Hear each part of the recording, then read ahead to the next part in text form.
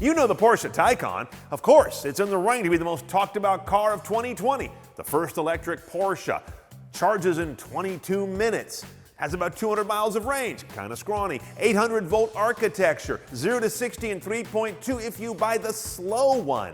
But it still has some technical tricks up its sleeve you may not know so well. Here are my top 5 Taycan tech tricks that will certainly enliven the next tedious argument you get into about this car.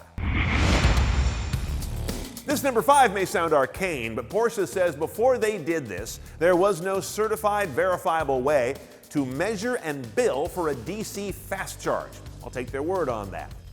So they created something called the Porsche DC Energy Meter that can identify who's charging, when they started charging, how long it stayed charging, and the amount of volts and amps that were delivered during the session, and then sends that up for payment and authorization wherever it has to go.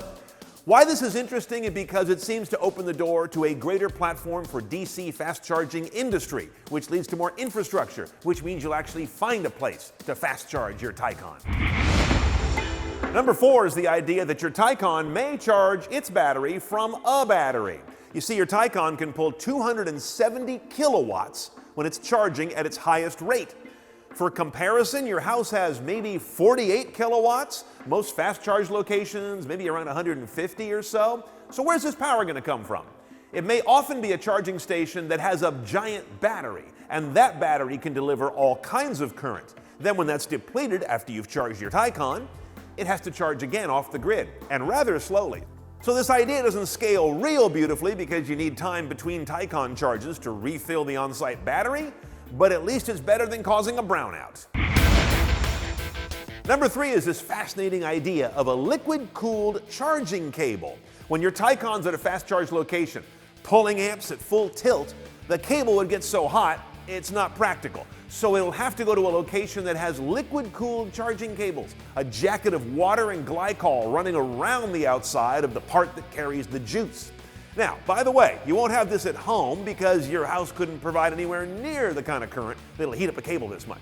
Another interesting note, these super high voltage cables will actually be thinner in the electrical conductor than a lower voltage. That's part of the magical physics of high voltage. But once you add the cooling apparatus, it's still a pretty horsey cable.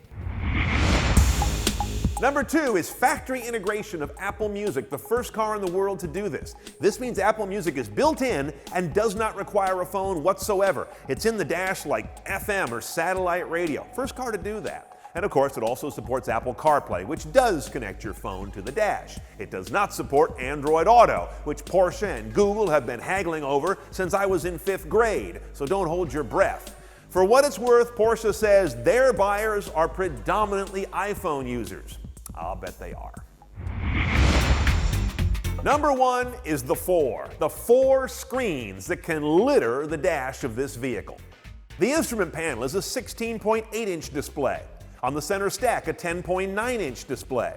Down on the console, there's an 8.4-inch display with haptic feedback and handwriting recognition. And optionally, you can get a 10.9-inch passenger display, which replicates many of the functions of the other displays. And all of this, as you can imagine, is pretty much a funeral for every button, knob, or switch in a Taycan. It has a few, including its gear selector and 1 or 2 others that are required by regulations, and that's about it. Even the vent registers have to be adjusted on the screen. You can't reach out and touch them.